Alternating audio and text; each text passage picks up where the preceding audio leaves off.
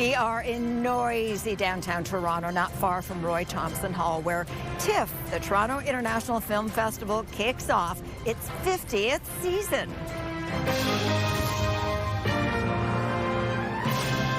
CTV National News with Sandy Ronaldo. Hello, and glad you can join us for this special edition of CTV National News. Some memorable films will be making their debut at TIFF. Among them, the world premiere of the documentary John Candy, I Like Me. And I'll be speaking with producer, Canadian actor Ryan Reynolds and director Colin Hanks. But first, this breaking story. Police in Manitoba are investigating a mass stabbing on a Manitoba First Nation. 2 people are dead, including the suspect, and 6 others are injured. A code orange was declared at a local emergency department where family members of the victims gathered. He was stabbed several times, but he got him in the lung, punctured his lung, and he's okay, he's talking. Police arrived on the scene near Hollow Water First Nation. A female officer was seriously injured after colliding with the suspect as he fled away from the scene. He later died. The officer is expected to make a full recovery. Well, a government official has told CTV News that 2 Canadians are believed to be among the 16 people killed after a funicular crash. This video shows the panic moments in Lisbon yesterday after a traction cable snapped. The mangled wreckage remains at the bottom of a steep slope. Global Affairs Canada previously said it was aware of 2 missing Canadians. Portugal is observing a day of mourning. Well, a second day of meetings in Toronto between Prime Minister Mark Carney and his cabinet to focus on what the Liberals call tough budget choices. CTV's Judy Trin now on the challenges of the next budget and what it might look like. Judy. Sandy, Mark Carney's government wants to rein in spending while finding money for investments. C'est un budget d'austérité et d'investissement. Delivering the Prime Minister's vision of a budget with both austerity and investment measures falls on Finance Minister François-Philippe Champagne. He was asked if spending restraints would result in job losses in the public sector. There'll be adjustment in different places, but at the same time, we're going to be empathic to make sure that we're always there for Canadians. Cabinet ministers met behind closed doors to find money for major projects and defense and to present what savings they found. The Carney government is aiming to cut day-to-day spending of up to 15% over the next 3 years. Federal unions call the move reckless. I think that public service cuts can do a real harm to Canadians because the public service is there every day to serve Canadians and to protect them and to keep them safe. The number of federal public servants has grown by more than 100,000 workers in a decade. The data shows that as of June, there were more than 357,000 public servants. We're certainly looking to see what the government proposes to do around addressing workforce, whether that's a direct cut or more of a careful attrition and reprioritization. He's doing neither investment nor austerity. What he's doing is even more bureaucracy and spending. Complicating matters, the government will take in billions less in revenue this year. After Donald Trump complained, the Prime Minister dropped retaliatory tariffs against the U.S. and the digital services tax. Sandy. Okay, Judy, thank you. 2 top cabinet ministers, Dominic LeBlanc and Melanie Joly, spoke on the sidelines of today's meeting about where trade negotiations stand with the U.S. CTV's Rachel Aiello has that information. Canada is holding technical discussions with senior U.S. officials to try and convince Donald Trump to ease off on tariffs on steel, aluminum, autos, and softwood. Those discussions start by having base understandings, common understandings of a series of potential options that may ultimately form what the Prime Minister said would be a series of small deals that cumulatively would put us in a better position than right now. The minister said the Americans agreed to dig into the details around Commerce Secretary Howard Lutnick's D.C. boardroom table last week. And since then, this country's top public servant has been presenting specifics to the Americans on how sectoral tariffs are causing economic harm across the highly integrated Canada-U.S. supply chain. You're trying to unravel something that's very, very difficult to unravel. And that's part of the challenge that I think our government is facing, which is going to be a journey of 1,000 steps. And some will be small, some will be large, but we need to keep moving forward. This sliver of hope comes on the heels of the head of a hard-right Republican think tank bailing on briefing cabinet today. Kevin Roberts, the president of the foundation behind Project 2025, was tied up in Washington, according to his office. Rachel Aiello, CTV News, Ottawa. Now, Prime Minister Carney also took part in a call with EU leaders to discuss the future of Ukraine. More than 24 countries have pledged to put boots on the ground if Russia's invasion comes to an end. CTV's Mike Locouture now on whether that could include Canadian troops. Hi, Mike. Sandy, in a press conference after the meeting, French President Emmanuel Macron said 26 countries are ready to send troops to Ukraine or provide support over land, sea, or air. Now, Canada's commitment remains unclear. In a readout following the meeting, Prime Minister Mark Carney affirmed a willingness to deploy direct and scalable military assistance in support of upholding a ceasefire and lasting peace. A spokesperson for Defense Minister David McGuinty wouldn't elaborate if that means Canadian boots on the ground. Macron did stress that international troops would not be sent to the front lines. The French president also said he has no doubt the U.S. will help provide security guarantees, but details are still being finalized. Now, it's important to note the plan for a reassurance force would only become a reality following a ceasefire. Meantime, Russia continues to send troops into Ukraine. Sandy? Okay, Mike, thank you. Well, today we learned that Giorgio Armani has died. The 91-year-old Italian fashion designer modernized elegance and some would say transformed the definition of luxury. CTV's Adrian Gabriel on the man who built an empire. Adrian. Sandy, he gave his life to his craft, credited with creating red carpet fashion, which will be on display here again at TIFF. He's being remembered as an originator and a trailblazing innovator. His indelible touch is tightly woven into the fabric of all things fashion.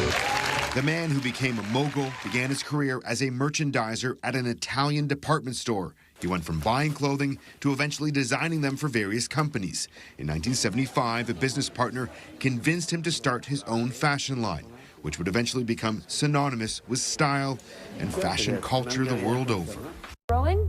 We're ready to go. Okay. Canadian fashion journalist Jeannie Becker covered Armani's rise across the globe, even dedicating a section of her book to their time together.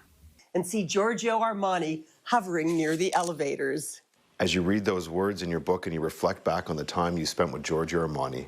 I just had such fondness for him. You could ask anyone in the fashion business. No one would have a bad word to say about Armani. It wasn't in your face fashion. Clothes that were totally empowering. You know, check these shoulder pads. This is an old Armani jacket I've hung on to. In those personal moments when you were sitting down with Giorgio Armani, what will you remember? I will remember what I always remember about every great person I've ever sat down with, and that's their kindness and their generosity of spirit. And he certainly had that. Was Armani one of one? Oh, yeah, absolutely. Absolutely. A true original. It was a time. It was such a time in fashion, an era that I don't think will ever be replicated. Armani once said his greatest weakness was his inability to relinquish control. In a brief joint statement, his family and fashion house shared their commitment to protecting what he built and carrying it forward. Giorgio Armani was 91 years old. Sandy. Thank you, Adrian. All right. Back to TIFF, and the reason that we are standing here in downtown Toronto, the world premiere tonight of the documentary John Candy, I Like Me, produced by Canadian actor Ryan Reynolds and director Colin Hanks. In the documentary, they include an exchange I had with the great comic legend more than 30 years ago. Pretty special. So this is life imitating life. That's it. Ooh, I don't know if I can handle this. Action, Sandy. I am acting. This is it. Okay, who hasn't seen a John Candy film and not laughed out loud? Uncle Buck, Planes, Trains, and Automobiles, and it's why talking to him was such a highlight of my career. Well, so is sharing memories of the man with his children, Jennifer Candy Sullivan and Chris Candy, in Toronto for the premiere. Nice to see the two of you again. We keep meeting every few years. Always a pleasure. You know, this time it's the documentary, and it is so full of photos and images and old movies of the two of you. Hi, Daddy. Hi, Jennifer. How you doing? You know, I have to wonder, how was it reliving those old times?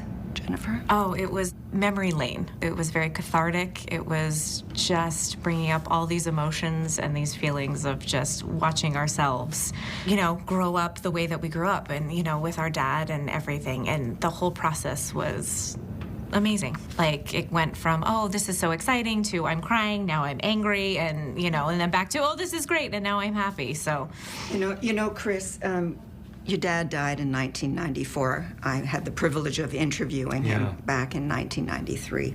At what point did the funny part of John Candy develop?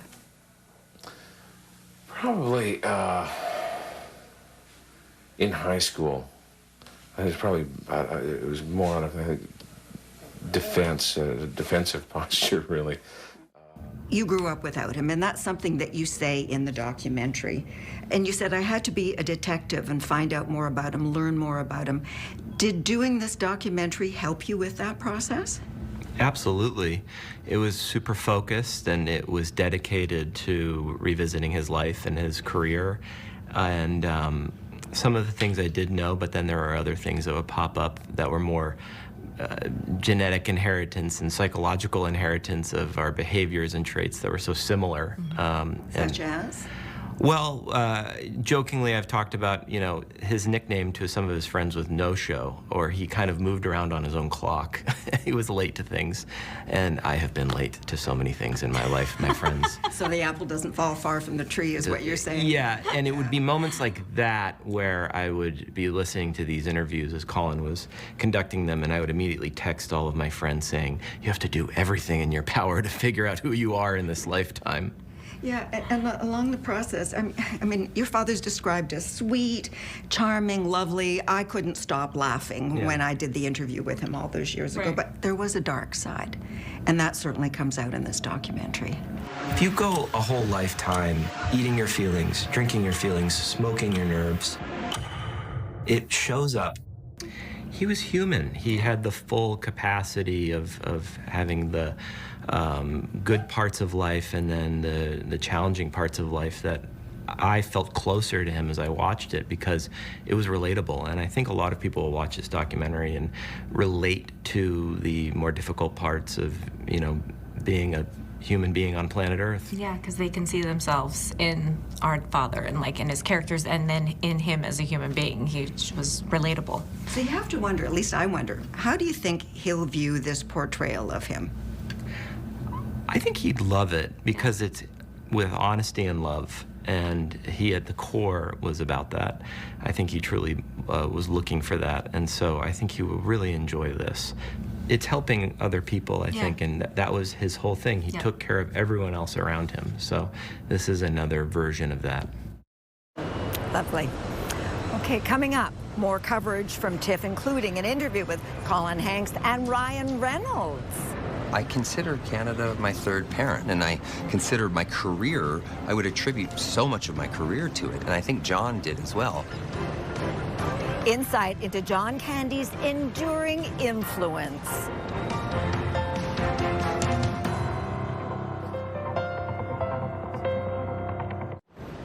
A feisty Senate hearing on Capitol Hill as U.S. Health Secretary Robert Kennedy Jr. came under fire over policies many say contradict science.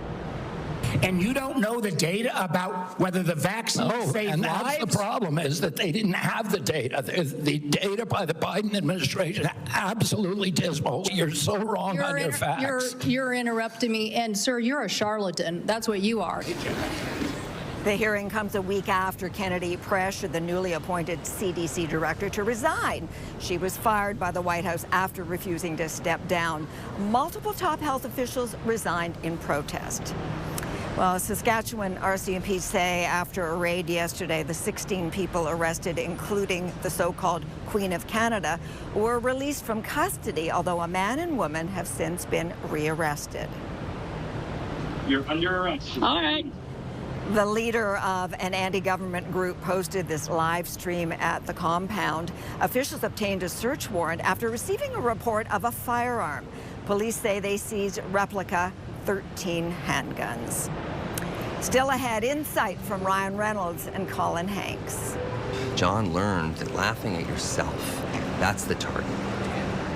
How John Candy made everyone laugh, even all these years later.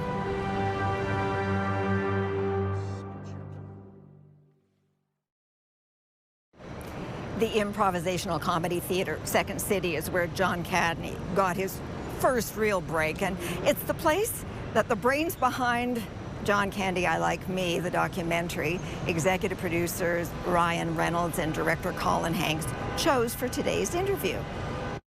Lovely to meet the both of you, Ryan. I can't believe that we haven't met before. I mean, come on. This is crazy. You've been at CTV National News quite some time. Quite some time. Yeah, you have tenure, as they say. I do. And we have not met. But I'm glad that we're having this opportunity to talk now, because I know that you never met John Candy, but he was the inspiration and certainly your idea for this documentary. So what was it? What was the genesis of the idea? I mean, it's easy to say that it's my idea for the documentary. It's my idea to do a documentary, but once you put it in the capable hands of someone like Colin, you're everything. I think you realize your experience in this business when you start really accepting that you don't know.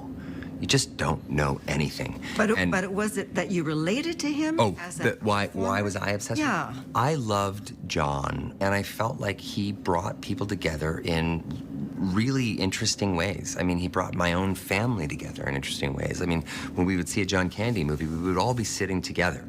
And that's unusual for a star like him to have an audience that can be little kids and grown-ups, and everybody's getting the same amount of enjoyment. I'm a Mog. Half man, half dog. Gus Polinski, Polka King of the Midwest. Del Griffith, Director of Sales, Shower Curtain Ring Division. I wonder, Colin, I mean, there's a family connection here. Tom Hanks, your dad starred in Flash. And Volunteers, right? Yeah. So what was it like for you making this documentary with those family ties in mind? I mean, I was a little bit hesitant at first because of those, just because there was a component of it maybe feeling a little bit too personal, not because of a deep personal bond or deep personal connection, but it just sort of, I was hesitant for some reason. But the more and more I thought about it, the more and more I thought about what I remember about John, meeting him when I was a kid, and the way that he made you feel. That seemed worth celebrating. This is a guy who, the minute you see his face, you're going to smile. He was amazingly funny. Thank you. You once said that, like me, he was really proud of being a Canadian. But you both have a foot in one camp, Canada and the United States. I wonder what he would make of the current tensions between the two countries. And I'm also curious as to what you would have to say about that. I think that John was very good at really bringing people together. And I think that John would have looked at it like, from a solution-oriented place. Yeah, there's some tensions there. Do I think that the United States is going to annex Canada? No. I do not believe that. I don't. I mean, it's unreasonable. But are you proudly wearing your Canadian flag? I'd be wearing a hell of a lot more if somebody was going to annex Canada. But yeah, I love my country. I consider Canada my third parent. I consider my values to have come from growing up in this great nation, and I consider my career, I would attribute so much of my career to it, and I think John did as well. John learned that laughing at yourself, that's the target. You don't punch down, you don't kick or hurt other people, if you're gonna hit someone, you hit yourself. And that's what I've done, and that's something that I think I learned watching guys like John do at an expert level forever. And I think it's a beautiful thing. And I'm grateful that I got to grow up in this incredible in the true country. north, strong and free. In the true north, strong and free. There you go. CTV National News will return in a moment with a look back at 50 years of TIFF.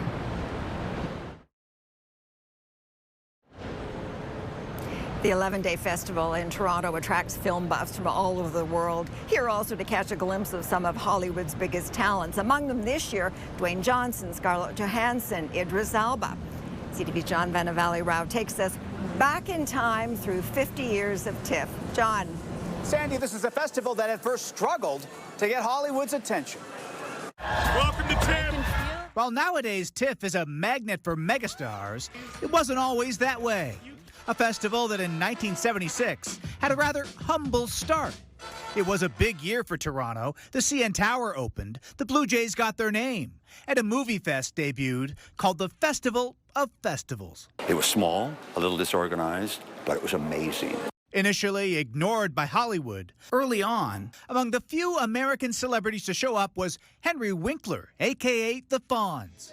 Then in 1983, a turning point when The Big Chill had its world premiere in Toronto. That was a big moment because the cast all came up, and the cast was full of actors who went on to become huge superstars. Actor Warren Beatty turned up the following year, and there was plenty of Canadian star power too. A festival of festivals that a decade later got a name change, something Piers Handling brought about when he took over. It didn't have film in the title, it didn't have Toronto in the title, it didn't have international in the title. The newly named TIFF drew even more stars, more world premieres. Movies like American Beauty, I'll go for D, and Slumdog Millionaire, which in part because of TIFF was released in theaters. That was a movie that was supposed to go direct to DVD, wasn't even going to get a theatrical release. TIFF showed it, it became a sensation, it won the People's Choice Award, and then went on to win Oscars. Among TIFF's memorable moments was Sacha Baron Cohen arriving at a red carpet as Borat in a cart pulled by women dressed as peasants. And Sean Penn famously lit a cigarette during an indoor press conference for all the King's men, violating Ontario's new indoor smoking ban. There are too many moments to get to them all, but also of note, at that first festival, a movie ticket was $2. Sandy. Oh my, okay. Thank you, John, and thank you for sharing your time with us. I'm Sandy Ronaldo. Bye for now.